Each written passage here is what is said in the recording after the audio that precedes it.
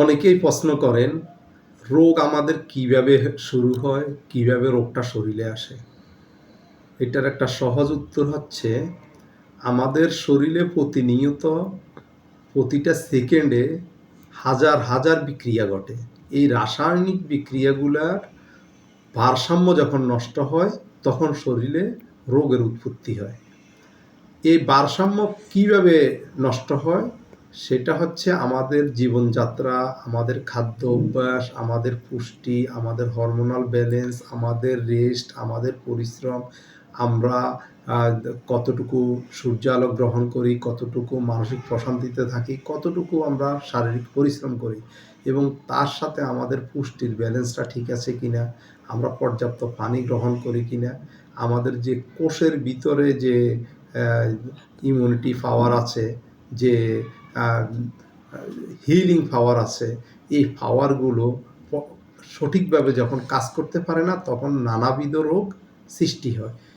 এই ছাড়াও ফিজিওলজিক্যাল অনেক কারণ আছে, তবে বেশিরভাগ রোগেই হচ্ছে আমাদের অনিয়মিত জীবনযাপন, আমাদের খাদ্য অভ্যাসের ত্রুটি, আমাদের প্রশান্তির অভাব, মানসিক টেনশন, এইগুলার কারণে আমাদের হরমোনাল ইমব্যালেন্স হয়, আমাদের রাসায়নিক বিক্রিয়ার ইমব্যালেন্স হয়।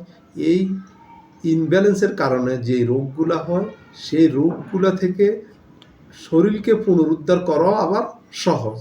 এই সহজ পদ্ধতিগুলোর মধ্যে কয়েকটি আমরা যদি মেনে চলি, তাহলে আমরা অনেক রোগ থেকে মুক্ত থাকতে পারি। আমরা কি মানব? আমরা পর্যাপ্ত পানি, দৈনিক ২.৫ লিটার থেকে ৩.৫ লিটার পানি, বিশুদ্ধ পানি পান করব। ৭ থেকে ৮ ঘন্টা ঘুমাবো।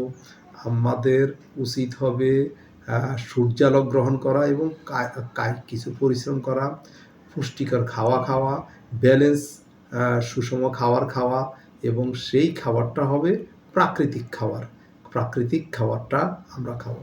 কৃত্রিমতা, জাঙ্ক ফুড, রিচ ফুডগুলা, এগুলো আমরা পরিহার করলে আমরা আমাদের ডাইজেস্টিভ সিস্টেম যখন ভালো থাকবে, তখন আমাদের শরীরের অনেক রোগ শরীরে প্রতিহত করতে সক্ষম হবে।